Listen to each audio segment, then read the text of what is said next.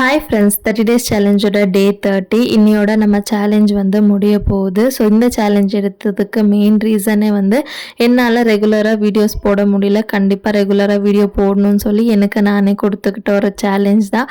ஓரளவுக்கு கரெக்டாக வீடியோஸ் போட்டு இந்த சேலஞ்ச் முடிச்சிடுறேன்னு சொல்லி நினைக்கிறேன். இனிமேல் ரெகுலர்ஸாக மினி விளாக்ஸ் அண்ட் ரெசிபிஸ் வந்து ஷேர் பண்ணுறேன். இல்லை வேறு ஏதாவது ஐடியாஸ் இருந்தால் கண்டிப்பாக உங்கள் ஒப்பீனியன் கமெண்ட்ஸில் வந்து ஷேர் பண்ணிக்கோங்க. ஸோ யாரும் பண்ண மாட்டீங்கன்னு நினைக்கிறேன், பார்க்கலாம் பண்ணுறீங்களா இல்லையான்னு சொல்லி.